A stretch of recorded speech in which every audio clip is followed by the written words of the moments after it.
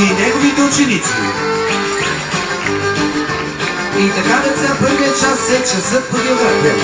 Кажете ми един континент от земното кълбо, който искате едно от нашите кученца да ви покаже на глобуса в манежа. Африка ли?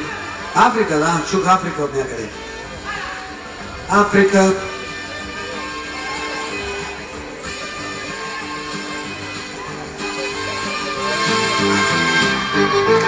Браво!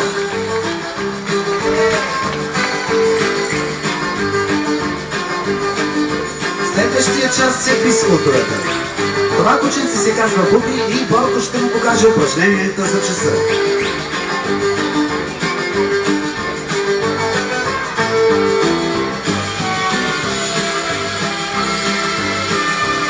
Браво, Буби!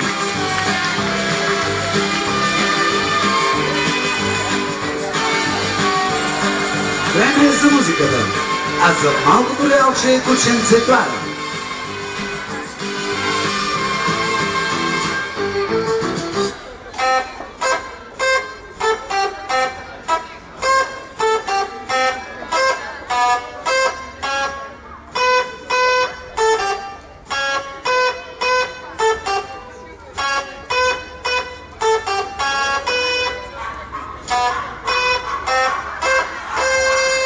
Аплодисменти за...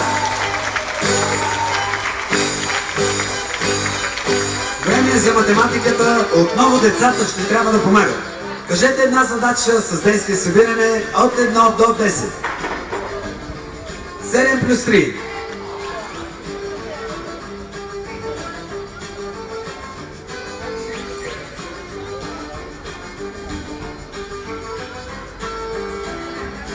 Задачата ще реши Мими.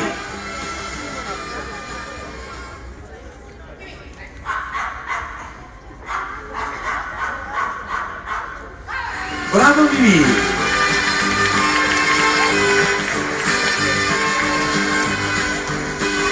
Ще изчакаме дежурната ученичка да изтрие дъската и продължаваме напред.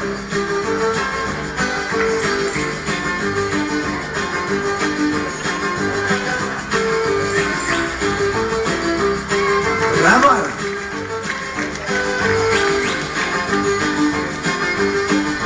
Борко, имаме избягала ученичка от час.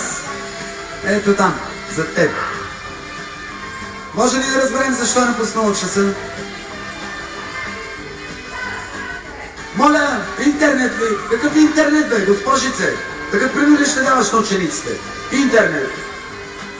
Сега ще ти дам аз един интернет. Яла на това столче. И за назидание на всички деца хубаво се засрами.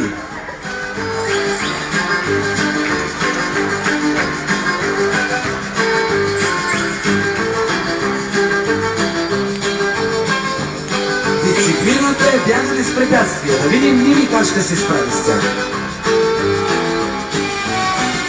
1, 2, 3, 4, на 5 аплодисменти за Мими. Ето, че вече започна да тече малкото междучастие и нашите ученичи ще се позабавляват.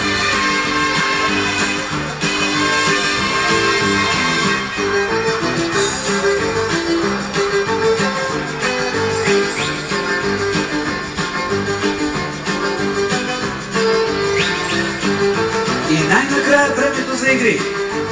Хайде всички кълпазани на парзалката.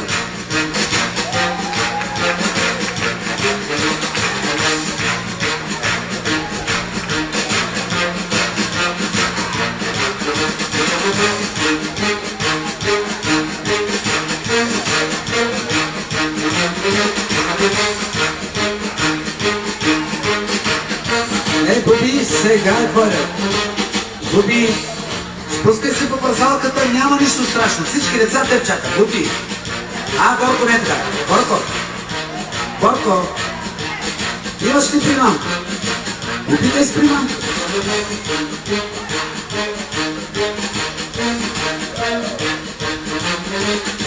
Ей, Буби, получи си примамката, сега не се охляквай, а се спускай по парзалката. Буби, не оттам, Буби, не оттам, не! Явно за Буби това беше по-лесният начин. Мъчешкото училище представи Борко Първанов.